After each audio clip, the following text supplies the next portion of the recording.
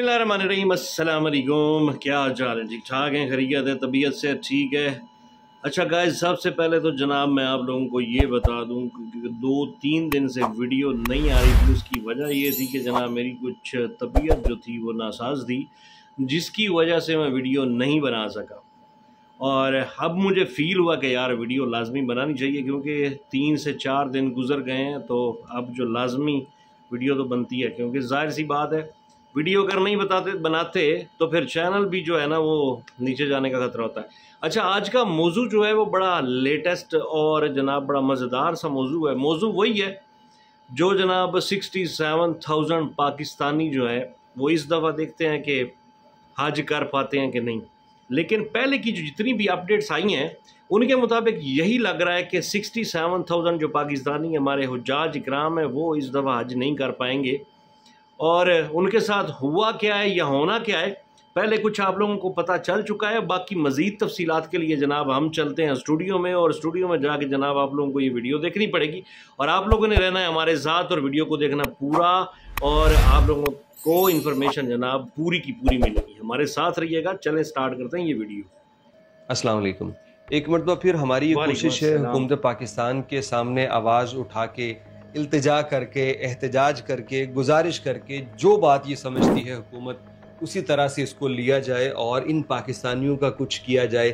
जो 67,000 पाकिस्तानी हज जिनका अब तकरीबन सारे आसार ख़त्म हो चुके हैं और लगता ये है कि हज नहीं कर पाएंगे, लेकिन इसमें गवर्नमेंट ऑफ पाकिस्तान जो करना चाहती है या कर सकती थी उसका कोई भी मुजाहरा अमली तौर पे देखने को नहीं मिला। ये 67,000 पाकिस्तानी जिसके अंदर कई ऐसे बुज़ुर्ग होंगे जो शायद अगले साल ना हों, और इनकी ज़िंदगी का सबसे बड़ा ख्वाब, सबसे ऊंची ख्वाहिश यही होती है कि वो एक बार हज कर सकें। और अगर ये खुदा न खास्ता अगले साल ज़िंदा नहीं रहते तो गवर्नमेंट ऑफ पाकिस्तान इनके साथ होने वाली इस ज़्यादती का कोई अजाला, कोई कंपनसेशन कर पाएगी? अब हर एक चीज़ को मुकद्दर में मत डाल दीजिए कि नसीब में होगा तो हो जाएगा। भाई जो गवर्नमेंट के करने के काम हैं वो भी तो इनको सोचना चाहिए था। जिस चीज़ को ये मॉनिटर कर रहे हैं, या तो किया होता कि डायरेक्ट एप्लीकेशंस हैं सऊदी अरब के साथ और आपने एप्लीकेशंस दे के अपना हज खुद करना है तो ठीक है, आवाम को सूरवार होती। जब डील आप कर रहे हो, पैसे आप ले रहे हो, आप ही प्राइवेट सेक्टर को डील कर रहे हो, फिर आपकी जिम्मेदारी है। कितने ही ऐसे लोग होंगे जिनके पास अब तो पैसे थे, अगले साल शायद पैसे ना हो। कितने ऐसे लोग हैं जिनको अब सेहत अल्लाह ने दी थी, अगले साल पता नहीं कौन सेहतमंद हो कौन ना हो, वो हज ना कर पाएँ तो क्या है। मसरूफियत वक्त की ऐसी होती है, किसी के पास हो सकता है अब वक्त हो, अगले साल मुयस्सर ना हो।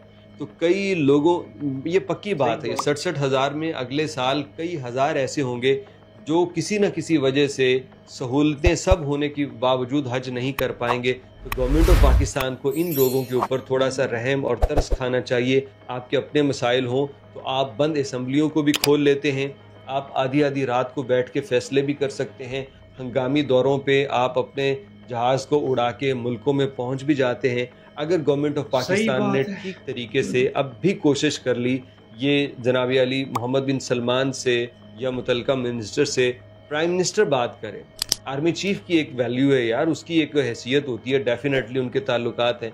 क्या ये बड़े बड़े लोग डायरेक्टली अगर कहें तो वो इस पर कोई नज़रसानी ना करें? इसमें सऊदी गवर्नमेंट का कोई कसूर नहीं है। याद रखिए, हर साल सऊदी गवर्नमेंट इनको वार्निंग देती है कि टाइम पे पेमेंट करो, लेकिन ये हर साल नहीं करते।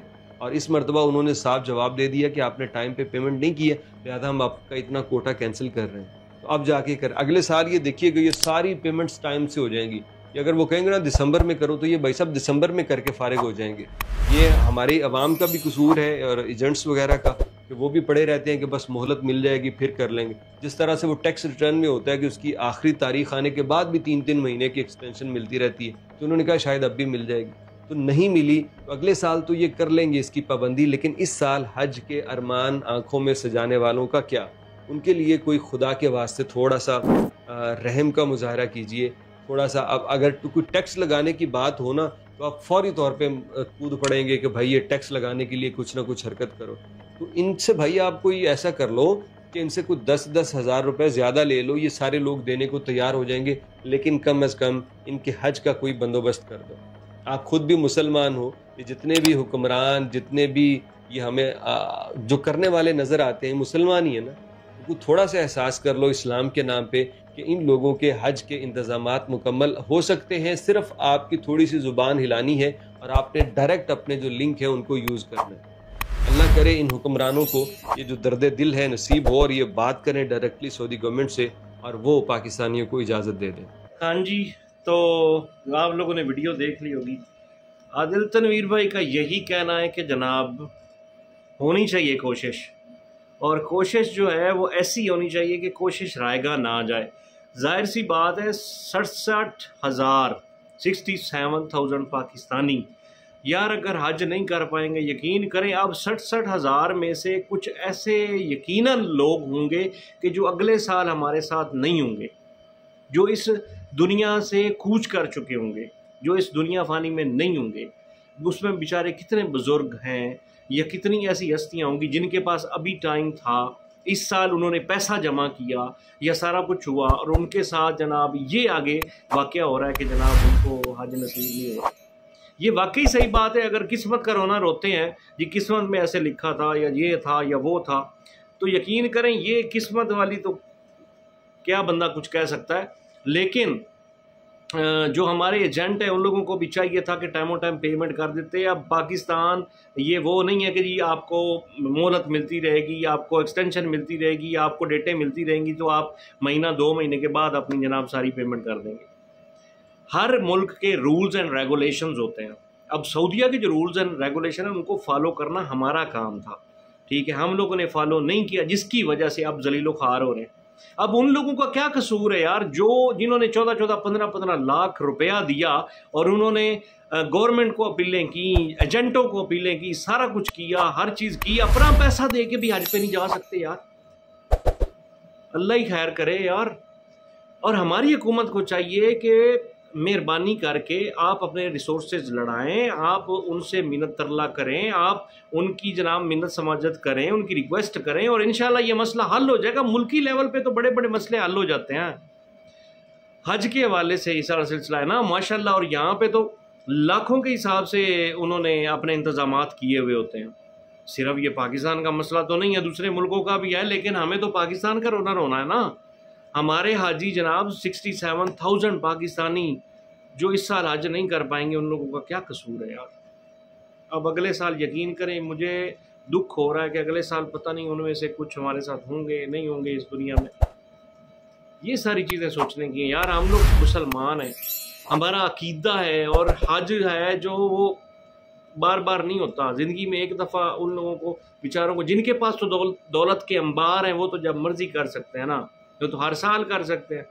लेकिन वो बेचारे गरीब जिन्होंने इतना पैसा इतनी मेहनतें कर करके इकट्ठा करके और सारा सिलसिला किया है और हज के लिए पैसे जमा किए हैं, वो बेचारे भी नहीं कर सकेंगे तो यार उनके दिल पे क्या गुजरेगी।